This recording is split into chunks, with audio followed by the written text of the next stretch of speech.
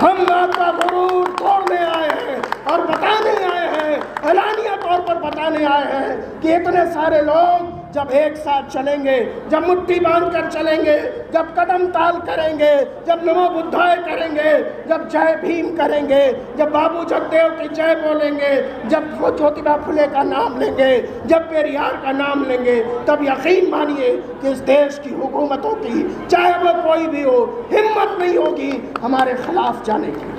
इस देश के बादशाहों को डर लगना चाहिए, उनको ये सोचना चाहिए और सोचना पड़ेगा कि इस देश का बहुसंख्यक हमारे खिलाफ खड़ा हो गया है। इस देश के 85% लोग बराबरी के पक्ष में हैं। इस देश के 90% लोग समानता, न्याय, बंधुत्व, संविधान के पक्ष में हैं। आप कौन हैं जो हमारे संविधान के ऊपर अपनी कोई आसमानी किताब रखना चाहते हैं? हम नहीं रखने देंगे।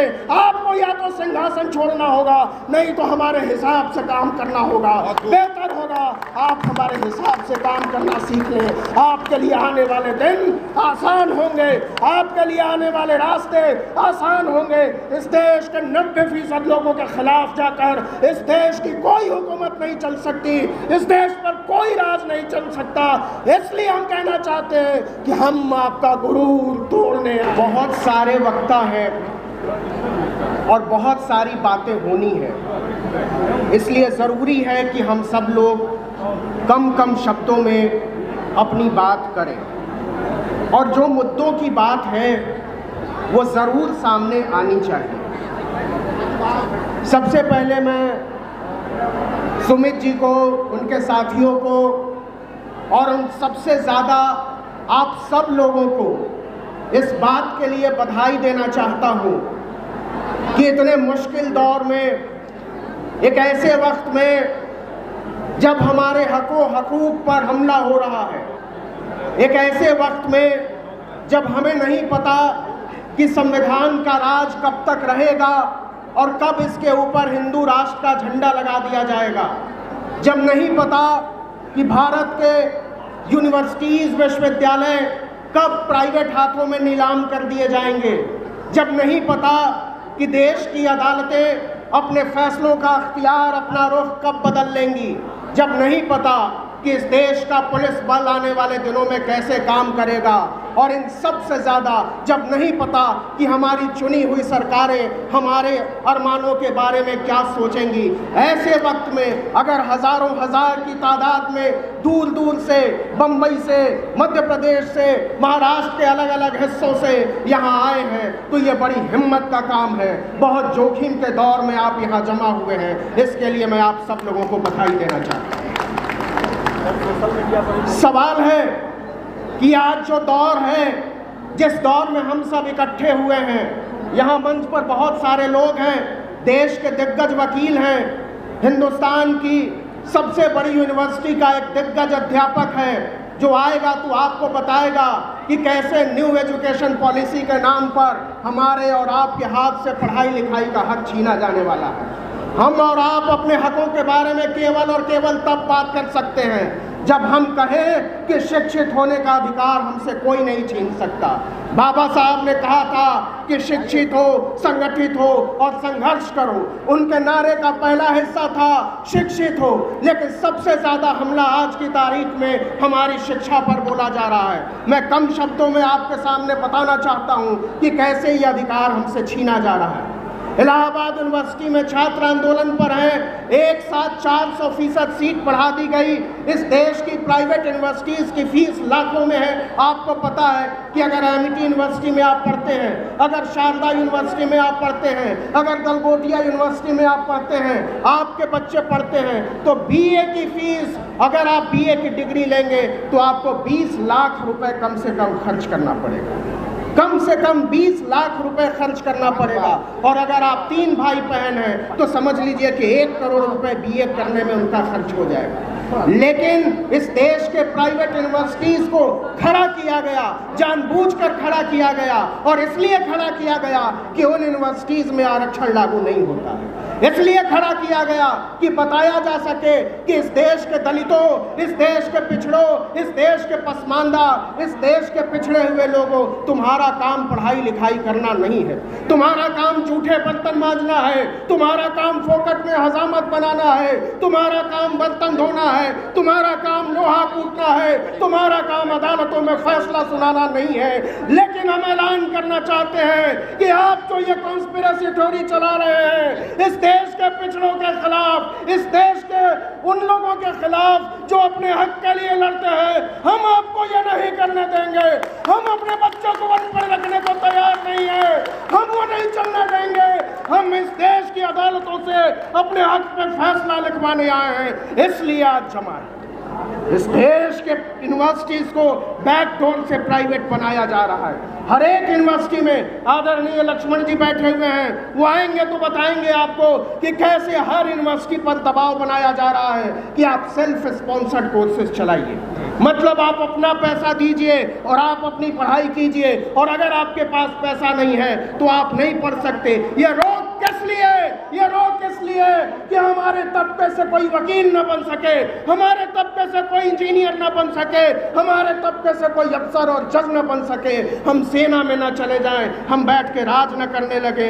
इसलिए लेकिन हम कहना चाहते हैं और यहाँ बैठे हुए इन तमाम लोगों की तरफ से कहना चाहते हैं कि राज करने का अधिकार केवल आपका नहीं है, हमारा था।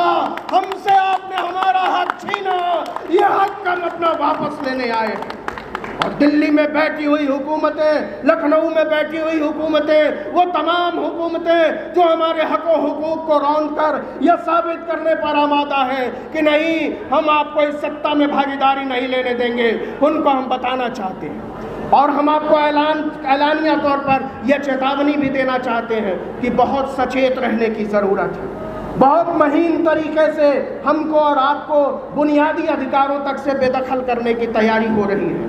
पिछले दरवाजे से जिस तरीके से कृषि कानून लाया गया, जिस तरीके से इस देश में न्यू एजुकेशन पॉलिसी लाई गई, और भी सारी पॉलिसीज़ का रोड मैप तैयार किया जा रहा है, उस पर भी बोलना ज़रूरी है।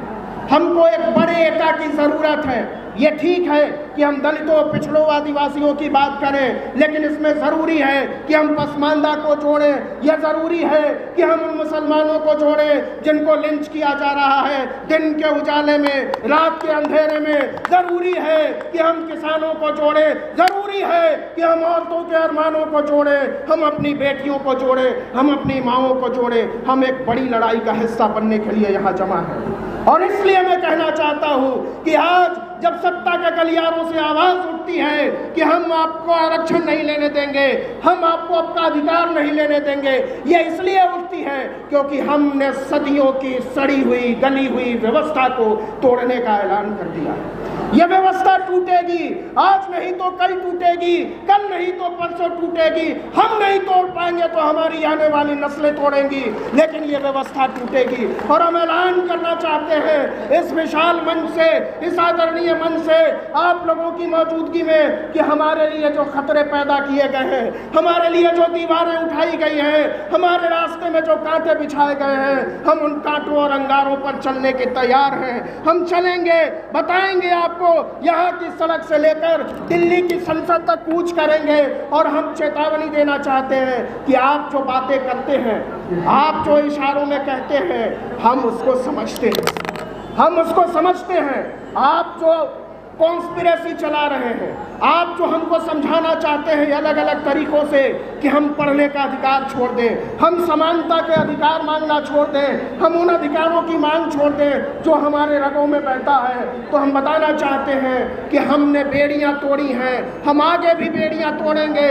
लोहा हमने बनाया, हथियार आपका हो गया, खेती हमने की, जमीन आपकी हो गई, सड़कें हमने बनाई और आपका हो गया टोल टैक्स। ये व्यवस्था इस देश में चलने वाली नहीं है। और ये सारी व्यवस्थाएं सिर्फ इसलिए तोड़ी जा रही है क्योंकि हम और आप कल को अपना अधिकार मांगना बंद कर दें। लेकिन हम कहना चाहते हैं और बहुत साफ तरीके से करना चाहते हैं, बहुत छोटी सी समझ के साथ कहना चाहते हैं कि इस व्यवस्था की जड़ताओं को तोड़ना होगा।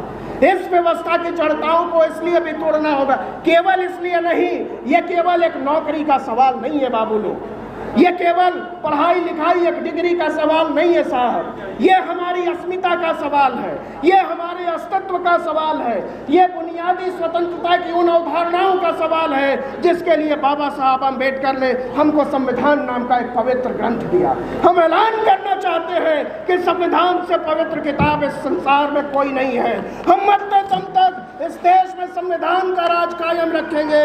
हम कहना चाहते हैं कि चाहे जो हो जाए, लेकिन आप हिंदू राष्ट्र बनाने का अगर सपना देख रहे हो तो बेहतर होगा आज आप ये सपना देखना छोड़ दो, क्योंकि आप ठगे जाओगे। आप बहुत दिनों तक लड़ाई करो, बहुत दिनों तक सोचो, इससे बेहतर है कि आज आप इस पर बात बंद करो।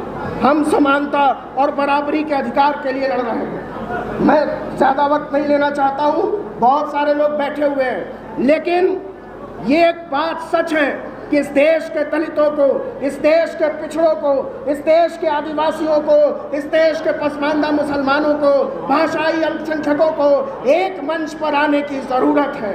हमको एक बड़ी छतरी बनाने की ज़रूरत है।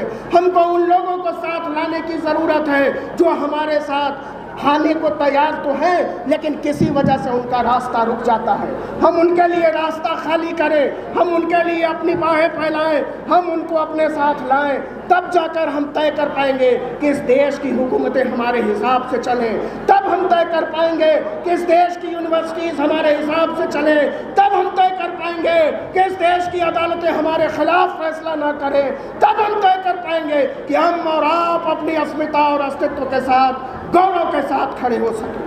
अंत में मैं केवल इतना कहना चाहता हूँ कि जब हम ज़मीन के सबसे निचले पायदान पर खड़े होकर ये बात करना चाहते हैं और ये बात कर रहे हैं, डंके की चोट पर कर रहे हैं, तब इस देश के बादशाहों को डर लगना चाहिए। आखिर में मैं केवल इतना कहना चाहता हूँ कि हम सब साथ आएँ। आखिर में मैं केवल इतना कहना चाहता हूँ कि हमें साथ आकर चलने की ज़रूरत है, चिल्लाने की ज़रूरत है, बार बार कहने की ज़रूरत है और दुनिया को ये बताने की ज़रूरत है कि अब हम एक हैं। हमारी चट्टानी एकता के सामने सरकारों को डरना चाहिए। बहुत बहुत शुक्रिया।